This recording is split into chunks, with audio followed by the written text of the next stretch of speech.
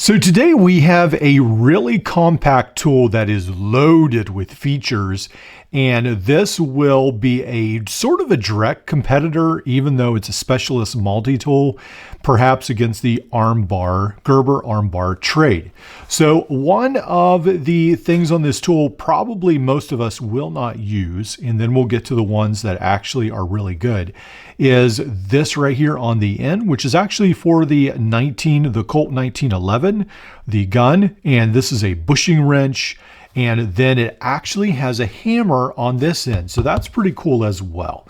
So when we bring in the Gerber Armbar trade, we can tell that there is a huge difference in size. This is 3.1 ounces. This one right here is 6.8 ounces. This is 192 grams. This is 87 grams, but there's only $2 difference in price, which I find very, very telling. So what we have right here is, again, a hammer surface, and you can see right here the huge difference in size. So this right here is twice the amount of hammer surface as the Gerber Armbar trade has. So with this tool out of the way, then a lot of these tools will actually be fairly useful. And one of the things that definitely is useful is this locking bit driver. So that is a huge improvement, this right here, over the Gerber Armbar trade, which unfortunately is not locking. Now, it's not a huge issue for me because, again, I usually hold my thumb right there and then I keep it in place. But a lot of people will find it a lot more relaxing just to rely on the lock and not have to worry about holding it in place. Now, this is where it gets interesting. So what we have right here is we have these bits, and that one sort of shot out. But we have these bits that are stored right here, and then they fit right into here on the end like so. So pretty cool system that holds the bits in place, and I guess you have to load it from the front. Now, the one unfortunate thing that I'm seeing about this is it does look like we might have perhaps some issues with proprietary bits. So let's go ahead and check this out. This is not 4mm, and I'm thinking this is not 1/4 inch. So I'm not sure why we keep having that issue with tools like this where they're in between sizes. So that's very unfortunate. So I think this is a 5mm, I'm assuming, a 5mm bit.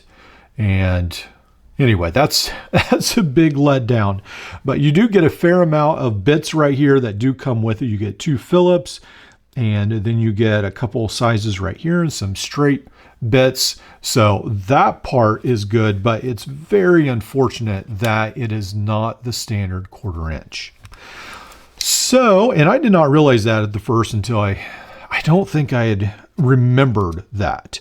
And then what we do have is we do have this punch tool right here. And so this is a 3/32 pin punch.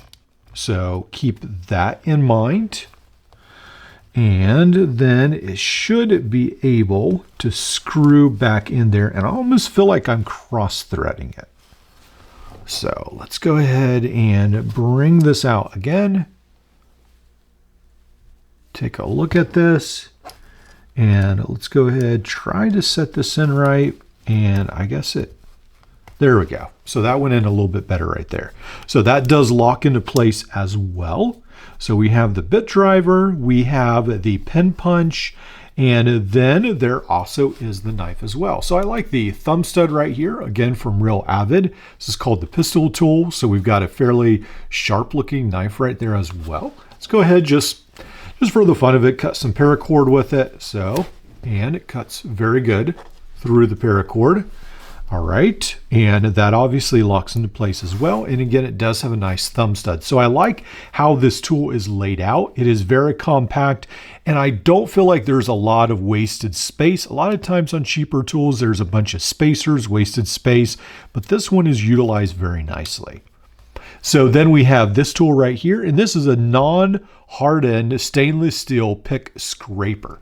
So I think why they say non-hardened is because you want a softer metal than what's on your gun so you don't scratch it. And so that's what they have right there.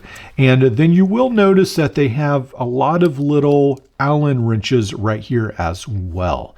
And these will be 1/16, 0.05, 0.035, 0.028 is what they have right there as well. So a lot of really cool tools. And then I did want to show you this. So I feel like this right here is some of the best explanations for a tool that I have seen, perhaps very similar to Leatherman, or maybe even a little bit better, but pretty close.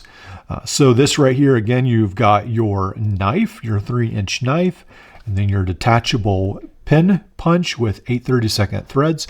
So potentially you could add, I think even from the Leatherman, the EOD pin punch tool perhaps could go in there.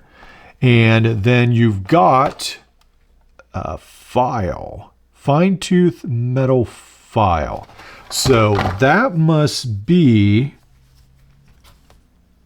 trying to figure out what they mean fine tooth. Oh, it's on the bit driver. That's different. So I've never seen a bit driver utilized as a file. That is really different. So I'm not sure. I guess it works because you do have a lot more metal in the bit driver than on other things. So it could work, but that's really different.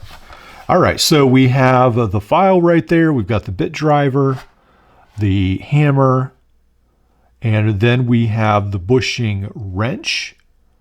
Also I guess it's two-sided. So I guess perhaps it's two different sizes, depending on which way you switch it. And then again, the non-hardened stainless steel pick scraper, and then the 6 hex bits with ball detents. So, and then they are very, very apt to say this titanium coating for increased hardness and rust resistance in my little scrawlings right there. But so I really like the tool. I think it's a fantastic tool if the bits were the right size. So that is a huge disappointment. Now, I'm going to look into this. I really need to find a 5mm to like 6mm, which I think is like a 1/4 inch bit adapter. And perhaps I could find that. And then if I could, that would make this tool a lot more useful. I'll probably do a short on it if I can. But as it is right now, unfortunately, I think the Gerber Armbar still wins, just because you can't, at least in the US here. I would love if some of you could find some readily available bits, and I'll look into that more as well. But as of right now, the Gerber Armbar trade wins just because you've got a 1/4 inch bit driver, which it's so easy to get the bits. It does have a saw as well. It does have this awl as well right here. It's got this clip, and then you've got your hammer end, and then that also doubles on this side as a bottle cap lifter, and then you've got your knife.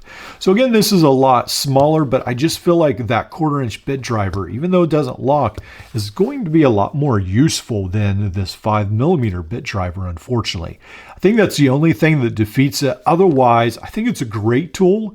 And if you have access to 5mm bits, this would be a fantastic tool, because I think you can use this tool, even though most of us won't use it for its intended purpose, more like put a keychain ring through there and a clip or something. I think that could be very useful to do it that way. So very unique tool. I'll leave links again from Amazon. Be sure to check both of these out.